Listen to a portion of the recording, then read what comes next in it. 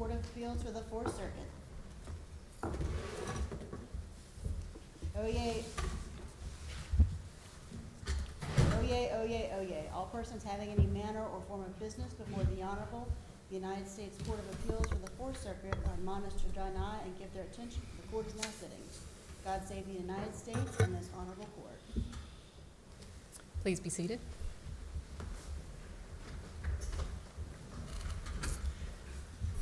Welcome to the Fourth Circuit. This morning we'll hear argument in 3 consolidated cases. Counsel for Appellants, we'll hear from you first.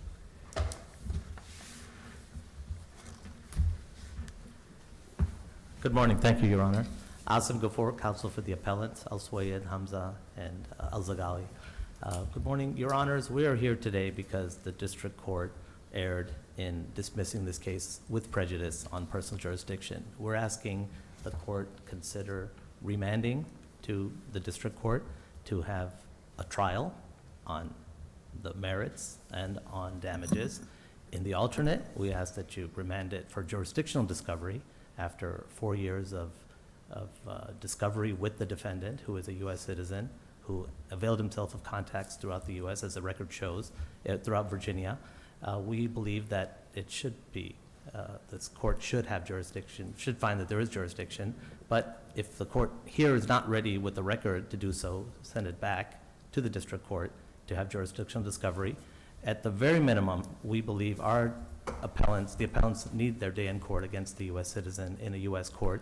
Even though nothing happened in the U.S., everything happened in Libya, we believe that this court should send it back and dismiss it without prejudice. And with the tolling statutes and the TVPA, the Torture Victim Protection Act, where there's only one count in these consolidated cases, we believe we would be able to replead, refile, and start all over again. Is there anything in the record about the source of the defendant's United States citizenship? How did he end up as a U.S. citizen? In the discovery, we asked him, he fled Libya in the 1990s, and he came here and resided in the U.S. as And a US obtained citizen. citizenship? And obtained U.S. citizenship. So Yes, sir. this isn't someone who's a citizen by some accident of birth, who just happens to be born of a person who happens to be a U.S. citizen, or a person who is born in the United States and then leaves the United States never to return. This is a person who, like, decided to get U.S. citizenship? Yes, Your Honor. He decided to get U.S. citizenship, lived here for a number of years, many decades, and never renounced it. He said under oath in the deposition he did not renounce his U.S. citizenship since then. Did he say why he didn't renounce it? No, Your Honor, he didn't. Yeah. But he's continued to avail himself even after leaving the U.S. in 2011. He has had agents hire a PR firm. He himself signed a contract. The record showed in the Hamza case that there was a contract. We did not brief it extensively. Opposing counsel objected to including it in the joint appendix, but there was a contract signed, and if it were sent back to the court, we would definitely look into that contract that was signed and have more details about that. Is there anything in the record about where this property is or what it is? Yes, in the joint appendix, there are copies of the deeds in Fairfax County. There's a condominium, and the address is in there in the joint appendix of the property that he owned. And again, as the court addressed last week, if you read further down in if the court here finds that the Virginia long-arm statutes do not apply under Federal Rule of Civil Procedure 4K2 and the Blackmer case, which this court brought to our attention, we did not brief this case, neither did opposing counsel as far as I can tell in the record. This is very compelling. And, you know, if I quote from the Blackmer case, by virtue of the obligation of citizenship, the United States, getting old here, retains its authority over him. And this is the gentleman Blackmer in France, and he was bound by its laws made applicable to him in a foreign country. That's page 436 and 437. This is a very compelling case where a U.S. citizen had moved to France and was hailed, not in a civil case, it was in a criminal case, but he was subpoenaed and he was forced by the U.S. Supreme Court. This is still good law. It has not been overturned in almost 100 years.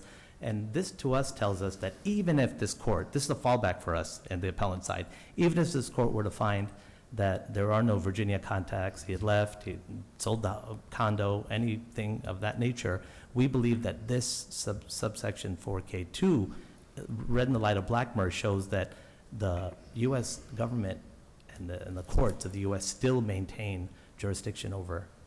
But the Blackman case involved a Teapot Dome scandal, as I recall, but there was no 4K2 analysis because it didn't exist then. So you think that is, they're compatible? Well, like I said, the facts are distinguishable, and again, it's a fallback for us. We don't have to rely on Blackmer for you to rule in our favor in this case, we believe.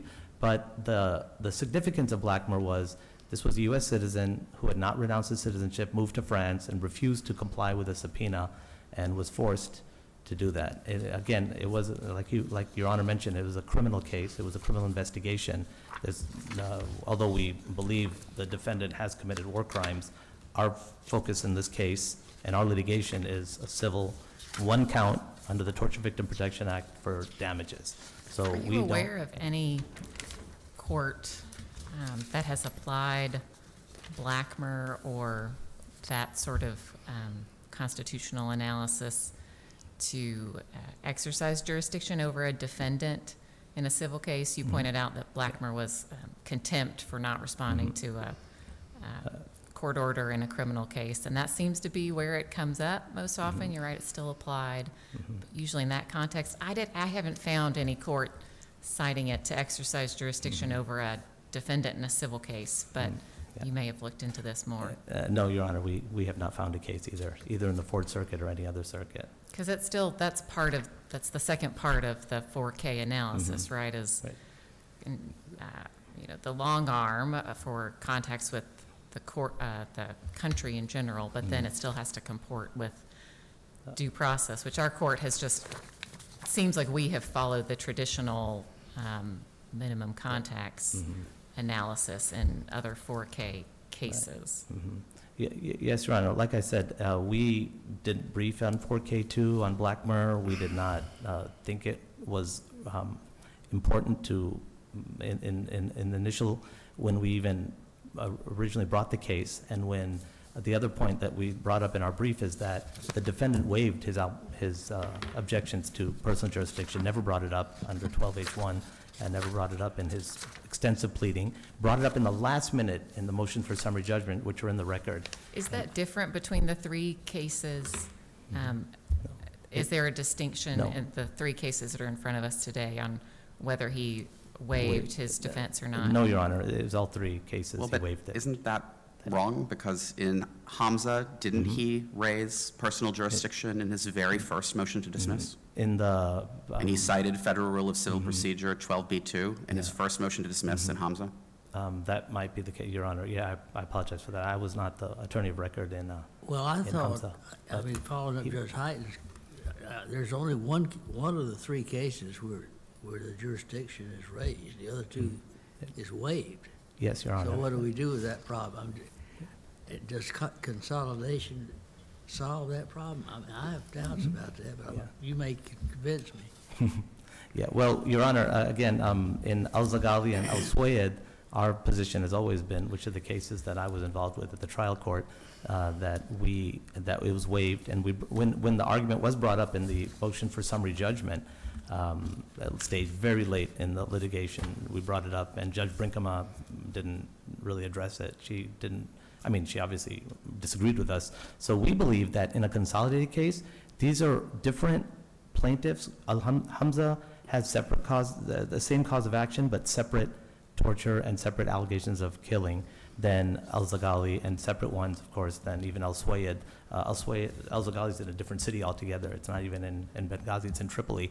So our position would be that the waiver in the other two cases would constitute lack of personal jurisdiction, lack of inability to bring up the personal jurisdiction argument, and allow the Hamzas to, if it's dismissed with prejudice, allow Hamza to file another lawsuit with the tolling provisions. So we still believe all three parties would get their day in court, even though it was only waived. I have two factual questions. I think based on what you said, I know the answer, but I want to give you a chance to tell me if I'm wrong. Yeah.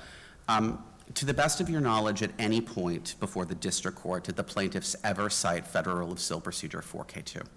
I did not see it anywhere in the record. And to the best of your knowledge, before the district court, Yes. Did the plaintiffs ever assert that Hifter was subject to personal jurisdiction in the United States, not via the Virginia long-arm statute, but based on his contacts with the United States as a whole? I beg your pardon, did who allege?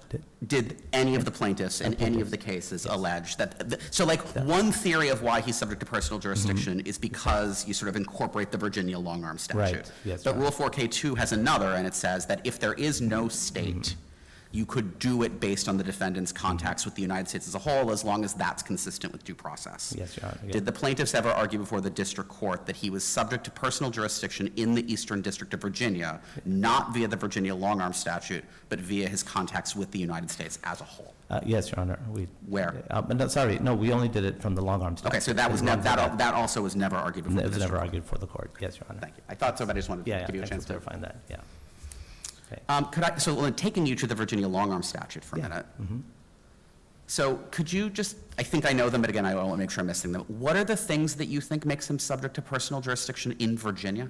It was many things. He lived in Virginia. In the when he past, came- in the that past. seems, I lived in Wisconsin for the Right. first 18 years of my life. I am definitely not subject to personal Right. jurisdiction in Wisconsin. Right, from the record, he never moved to another state. He stayed in Virginia until he left the United States. But you can be a U.S. citizen who has no U.S. domicile, right? Right, well, he maintained property after he left. Sure, He- but my parents, actually, no, I have a friend who owns a condo in West Virginia. That doesn't mean he's subject to personal jurisdiction in West Virginia, right? All right. Well, his sons came regularly and lived in his house. He kept a family. My and parents things. have children who live in Louisiana Right. and Virginia. They're not subject to personal jurisdiction in Louisiana or Virginia, right? Right, well, yes, Your Honor. And then when things were getting hot in Libya, he had agents hire a PR firm for him in Virginia, and then he personally signed a contract to hire a lobbyist years And- after that. And that is or is not in the record? Was that before Judge Brinkema? Yes, it was before Judge Where in the Brinkema, record is- In the Hamza case. In the It was- Hamza case, but yes. only in Hamza? Only in Hamza on the second contract that he signed. The first contract was brought up in all the cases. And where in the record does it say that? It was in, I don't have the joint appendix. Is it in, in front of me, but is it in the, Yeah. the sites are in the Yes, briefs? Okay, it's thanks. cited in our brief, and it's in thing, and there's a Maryland court, which the Fourth Circuit upheld, that if there's a contract that's signed, it may allow jurisdiction. In that case, which I cited in our brief, the jurisdictional clause was lawsuit will not be brought in Maryland, and that the Fourth Circuit upheld that. But there was no discovery on the record on what that contract said, and that would have to be remanded to Judge Brinkema. In our contract that Hamza cited, the contract itself is not cited. What is your best evidence in the record that the defendant was ever actually domiciled in Virginia? I mean, you can own property in Virginia without being domiciled in Virginia. If I was looking in the record for the best evidence that he was ever actually domiciled in Virginia, where would I find that? That would be from the public records, of the property he owned, and it was well-known that People can absolutely own property in places without being domiciled there. well, he lived in those properties. How do I know? What I'm asking you is, how do I know that? It was a public record. We were unaware of that. We were not following him in the 1990s. No, but you could have asked him in his deposition, did you ever live in Yes, Virginia? yeah, he did say in his deposition, he did live in Virginia. He admitted that, Your Honor. And the main point, again, that we'd like to say is that the long-arm statute, the law basically allows, it's fair play. If he never lived in the U.S., never had citizenship, nothing happened in the U.S., our first claim that in our initial lawsuits, at least in El Suayed, what I was involved with, and in El Zagali, we'd also sued under the Alien Tort Claim Act, which had to touch and concern the U.S., and we dropped that claim. So we recognize that there are a lot of barriers for us to bring many claims against Khalifa Haftar. However, we strongly believe that appellants deserve their day in court, they deserve a trial, they deserve a full trial, whether it's jurisdictional discovery, whether it's refiling it. We're happy to go through that step. What specifically jurisdictional discovery do you think is necessary? You've deposed the defendant. Yeah, focusing on this contract, the subsequent contract he signed, we did not flesh that out in the record. Looking at that contract, he hired lobbyists personally. as late as I may have the 2019. timing. Why couldn't this have been asked about during the deposition of the defendant you already took? Yeah, that was, the second contract came up later. It was not, we were not aware of it at the time. but it's in the internet, you can take judicial notice of it, it's on the US DOJ website as a Foreign Agent Registration Act registration. And the copy of the contract with the jurisdictional information is all in there. I did not brief it because, it wasn't brought up, unfortunately, at the trial. Have you already taken a voluntary dismissal of these cases? I beg, Have you already taken a voluntary dismissal? no, Your Honor, no. We're challenging the dismissal with prejudice, but we've not sought to dismiss it. We seek your reversal and remand for a trial.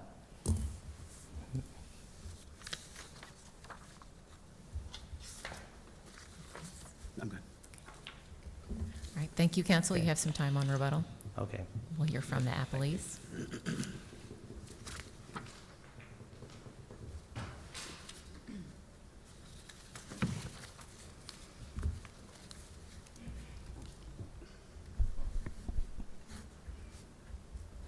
Good morning, Your Honors, and may it please the Court. My name is Madison Beatty, and I represent the appellee, Khalifa Hifter, in the 3 cases before you today. The issue before you is simple. Does the court have personal jurisdiction over Mr. Hifter? Mr. Hifter has objected to this court's jurisdiction at every stage of this proceeding, including service of process. At no point did Mr. Hifter waive his objection to this court's jurisdiction over him. In Well, fact, don't you have to, you can object to jurisdiction for lots of different reasons, but in at least 2 of these cases, he didn't object to the due process sort of personal jurisdiction arguments that we're talking about today, right? Your Honor, he mentioned there was insufficient service, therefore there was lack of personal But jurisdiction. that's a B5 problem or a B4 problem. It's not a B2 problem. And in 2 of these 3 cases, he never said the words B2. He never said the words international shoe. He never said Penoyer versus Neff. He never said Daimler. He never made anything that looks like a personal jurisdiction argument. Understood, Your Honor. Well, I'm saying, I'm giving you, that is my impression. If I'm wrong about that, please tell me. But when I read his initial motions to dismiss in 2 of the 3 cases, I do not read him as saying anything that looks like a personal jurisdiction argument.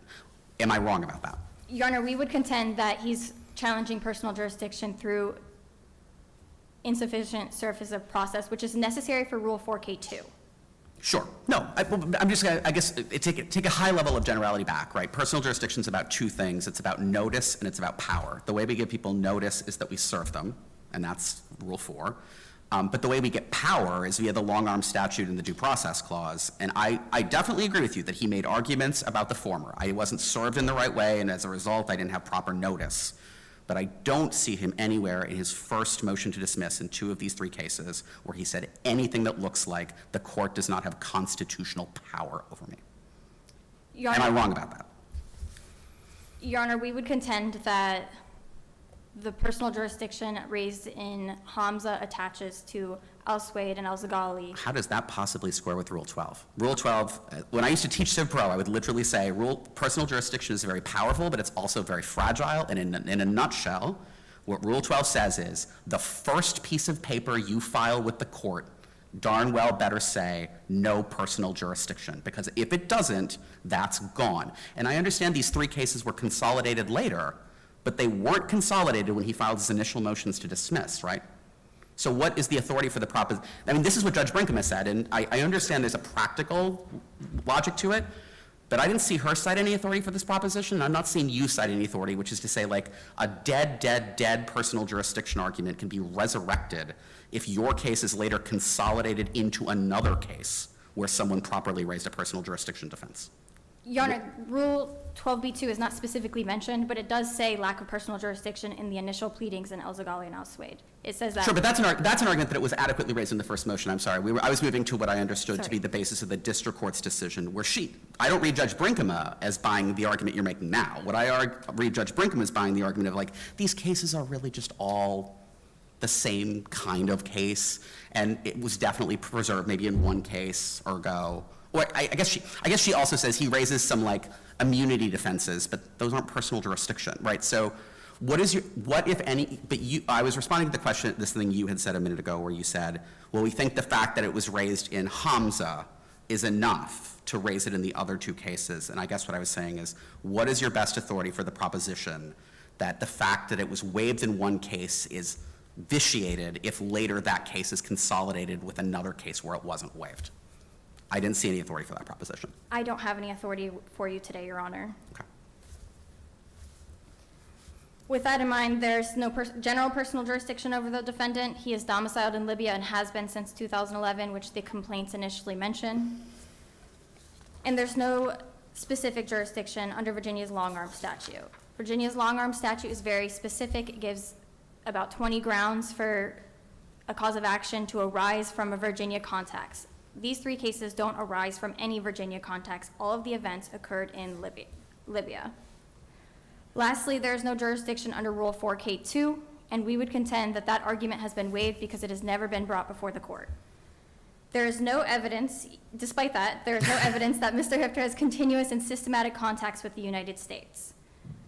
I'm sorry, but the theory would not be, well, actually, wait, how is that possibly consistent with Black Mirror? I mean, like, I'm literally listening to the argument that he's not subject to general jurisdiction in the U.S. by virtue of his U.S. citizenship, and every single argument against that is refuted by Black Mirror. Like, I'm literally looking at 425 of Black Mirror, where they're citing the unsuccessful litigant's argument in Black Mirror, and at the top of 425, he literally cites Panoyer versus Neff for the proposition, you can't grab me outside the United States. I mean, he is making what looks for all the world like a personal jurisdiction argument, and the Supreme Court says, totally, that's not right.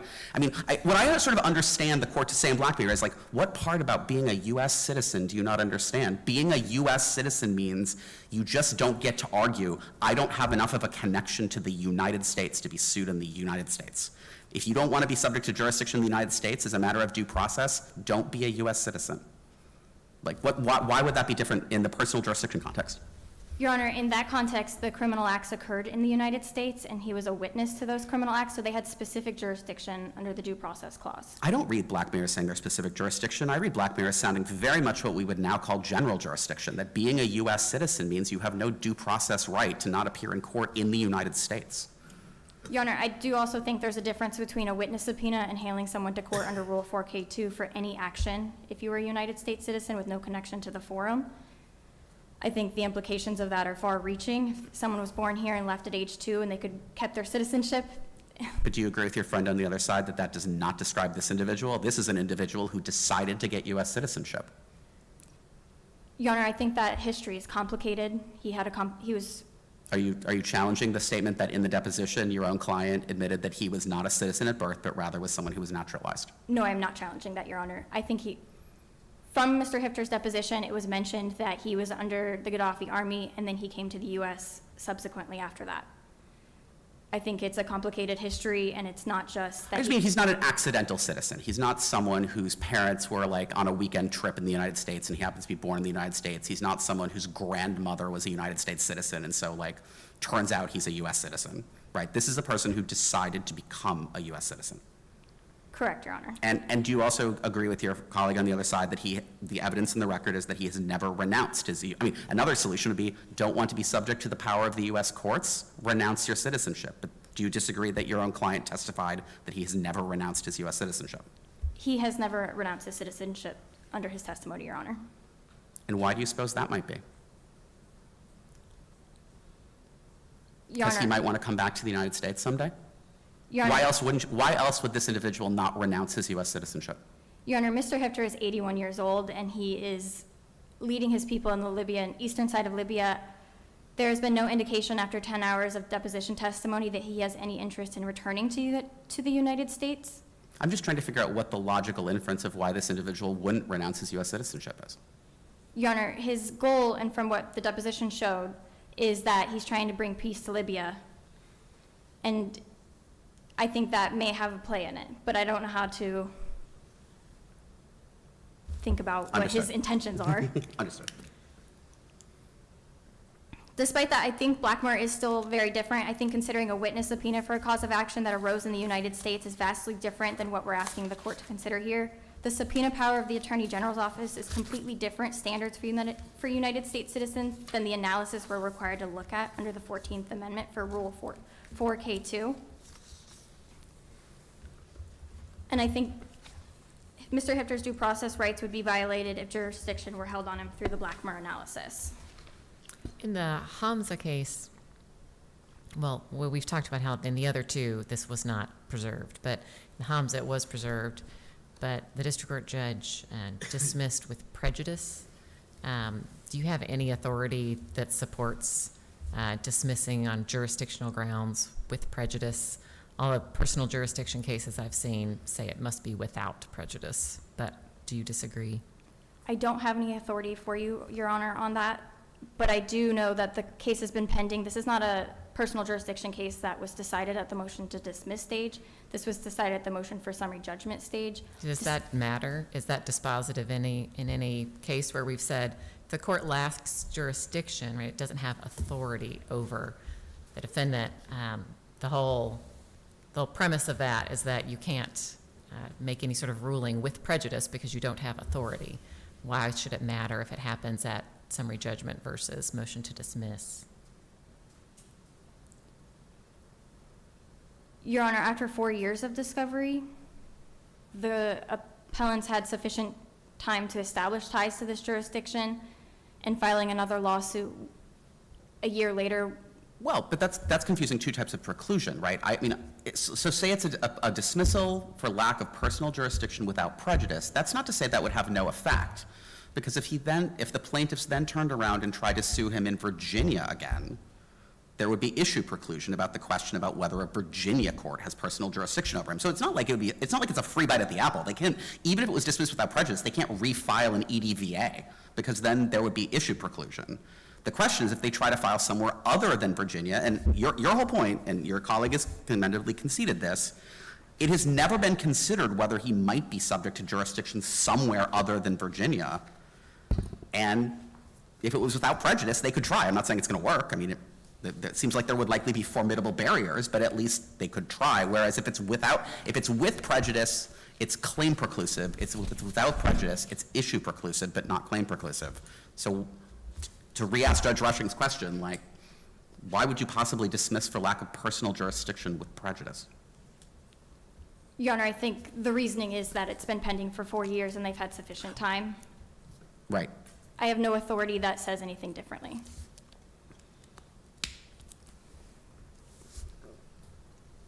For the above-mentioned reasons, the appellee respectfully requests that this court affirm the district court's holding. If the court finds that personal jurisdiction exists, then Mr. Hifter contends that the district court erred in denying the remaining parts of his summary judgment motion, and the court's order should be affirmed on the alternative grounds of standing, color of law, command responsibility, torture, adequate remedies in Libya, and subject matter jurisdiction. Of those, which one would you say is the strongest? Let's just say hypothetically that I'm not super excited about considering like 7 alternative grounds for affirmance. Which of those would you say you think is the best one? The standing argument, Your Honor. So the TVPA gives standing to very specific parties. The plain language states liable for damages to the individual's legal representative or to any person who may be a claimant in an action for wrongful death. Courts look to state law for guidance on who may be a proper wrongful death claimant. In Virginia, a wrongful death claimant must be a personal representative who is qualified in Virginia specifically. The plain language of the TVPA does not state the word beneficiary, therefore we must apply the Virginia standard of who can be a wrongful death claimant, which is a personal representative in Virginia. We do not have that here. The plaintiffs have failed to provide any evidence through any jurisdiction that a personal representative has been appointed. The entire purpose of having a singular individual represent a wrongful death claim is to avoid double recovery. Here, multiple plaintiffs are attempting to attach liability, which goes against the heart of a wrongful death claim. Further, if we look to Virginia law, it is a necessity that cannot be fixed if a party sues without filing as a personal representative. It is a legal nullity, and the law is clear that individuals must qualify in Virginia. If the court is not persuaded that they must also be qualified in Virginia, at minimum, it must require the plaintiffs to provide evidence of standing.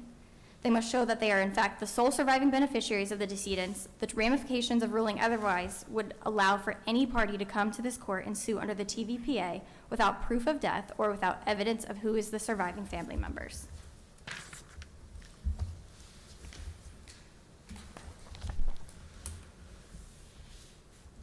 In In the Al Suede case, the appellants are suing as personal representatives, but there's no evidence provided that the plaintiffs have standing. Again, under Virginia law, foreign administrators must also qualify in Virginia. Similarly, in El Zagali, numerous plaintiffs are attempting to claim standing for the death of one individual. This was not the purpose of the TVPA, and the court should bar numerous parties from suing on behalf of one individual's death.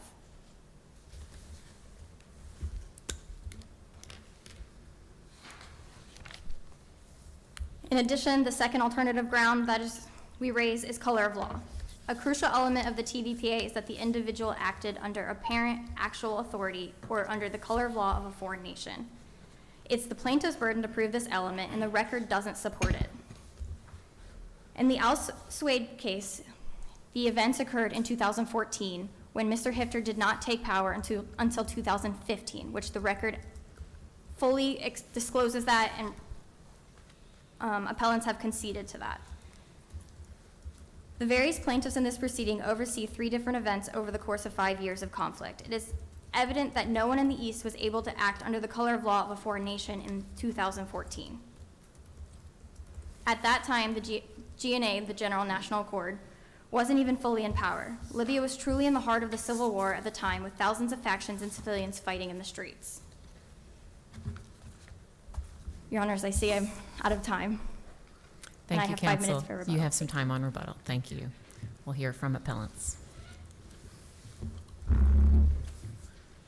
Thank you again. Asim Ghafour, again for the appellant. I would like to rebut 2 of the main points. One is there's been no case law that I've found where a plaintiff waives personal jurisdiction under 4K2. There was a case I found here in the Fourth Circuit, and I didn't appropriately cite it because I just discovered it last night, where under certain cases, if you don't even allege, how does a plaintiff waive jurisdiction? I mean, we sued Haftar because we believe we have jurisdiction over him. So there was really no element whether we use the long arm statute in 4K1 or whether with 4K2 doesn't make a difference in our opinion. But hasn't the Supreme Court repeatedly said it is the burden of the party asserting jurisdiction to establish the existence of jurisdiction? Your Honor, absolutely. We did not, we brought the lawsuit in Virginia because we asserted. But just filing the lawsuit doesn't establish jurisdiction. The burden of the party who's asserting jurisdiction is to explain why the court has jurisdiction, because if the party doesn't do that, the court will assume it doesn't have jurisdiction. That's at least how I understand that. Yeah, what I understood is, what I did not find cases on is if you don't allege it under 4K2, for example, if you don't specifically say that there's jurisdiction under 4K2, there's no real waiver of that. Aren't those arguments kind of, you can argue in the alternative, but they're mutually exclusive, right? To say under Virginia's long arm, like he has enough contacts with Virginia, like Virginia has jurisdiction over him, Right. is contrary to 4K too, right? Which says you have to prove he doesn't have contacts correct. with any state sufficient to have jurisdiction. Right. That's like a prerequisite for 4K. So Right. I take your point that like maybe you don't waive it by not citing a certain provision, but you can argue in the alternative, but if you only argue one, you seem to be excluding the possibility of the other. That's the dilemma we're in, Your Honor. If we had come out saying 4K2, which that was not our intent. Our intent was he lives in Virginia, he had property in Virginia. We always felt that he was of Virginia. But the counsel, in their argument, my opposing counsel just said that we waived 4K2. And I just wanted to alert the panel, we don't really see it as a waiver. It's just something we never brought up. But if we So do, it's a forfeiture, not a waiver? no, it's neither. Well, it's something which, if the panel decides that there was no jurisdiction under Virginia and remands it back, and then No, if we decide there's no jurisdiction under Virginia with the possible wrinkle of with or without prejudice, Without we exactly. just affirm. Right. Right? Or if you remand it back to dismiss with prejudice, without prejudice, for example, or if you do remand it back for jurisdictional discovery, then, we just keep all our rights available because we still believe that we have jurisdiction in Virginia. But if we do have to reallege it, one of the contracts was signed with a DC law firm, we can visit that later. Do you agree that, so let's focus specifically on the jurisdictional discovery. Yeah. Do you agree that a district court's decision to give you or not give you more discovery is reviewed for abuse of discretion? Sorry, what was it? Whether a district court erred Denial. in not giving you more discovery or more Right. time for discovery, Yes. that's reviewed for abuse of discretion, right? Good. Yes, Your Honor. So why was it an abuse of discretion for Judge Brinkema to say this case has been going on for 4 years, you've already deposed the defendant, the time for more jurisdictional digging is over? Oh, well, because we never asked, we never asked about jurisdictional questions. Our deposition, we focused on, which. But that's not the as district court's counsel fault. I said, mean, the district court could is- say, you had a chance to depose him. Any Yeah. questions you wanted to ask him, including Right. jurisdictional ones, you could have asked him. Right, well, once he had waived jurisdiction, we relied on the Rule 12H1. Once it was waived, we just proceeded with discovery on the merits. And while I'd love to litigate color of law and command authority, that's not right for the record here. And we would ask the court on that issue to also dismiss the cross appeal, because that was, Judge Brinkema did not even rule on any of our summary judgment motions. So we focused on that because we were hoping to have a trial.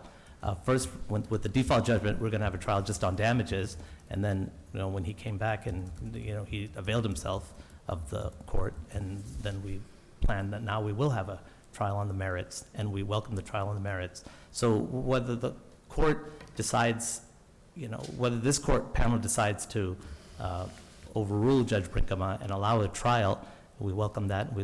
Our appellants want their day in court, but we also reserve all our rights to be able to bring up all these arguments.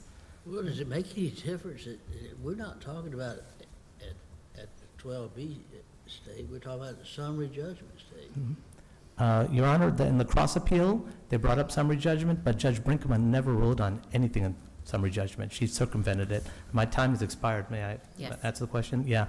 The judge, and if you read her transcript, at the time we filed the joint appendix, the Eastern District of Virginia had just issued the transcript of Judge Brinkema, so it made its way in the record in the last minute.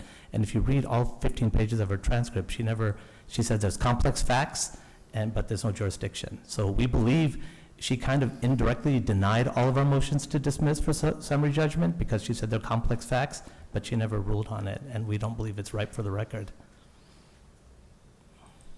All right, thank you, counsel. Okay, thank you. The appellee has some time.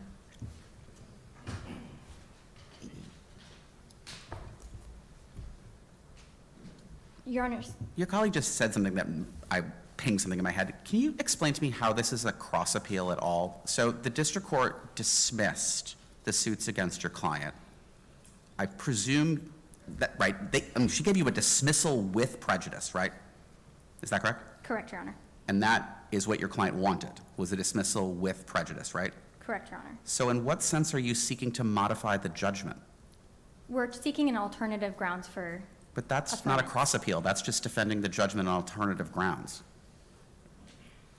Your Honor, we filed on alternative grounds for. Okay, but I guess Yes. the question is, so Judge Brinkema, as I read her orders in all three cases, she dismissed the claims against your clients with prejudice, right?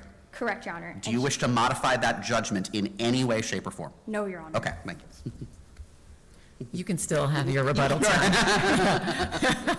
You probably shouldn't get it, but we'll let you have it. I'll be brief, Your Honors. Well, let me follow up on the question I asked your colleague. Was this a summary judgment hearing or not? Yes, Your Honor, this was a summary judgment hearing. The district court held that the remaining grounds for summary judgment for both parties had material facts in dispute. Therefore, she denied the remaining parts of the summary judgment. So she only granted the summary judgment for the defendant, Mr. Hifter, on the grounds for personal jurisdiction. But she did it with prejudice. With prejudice, yes, Your Honor. You think that's right? I mean, she doesn't have jurisdiction. How can she make an affirmative, I mean, with prejudice, is an affirmative ruling by her on the case? Your Honor, on the appellant's request for jurisdictional discovery at the district level, the court found that no further discovery was necessary. Therefore, that is the reasoning in the transcript for why it was dismissed with prejudice.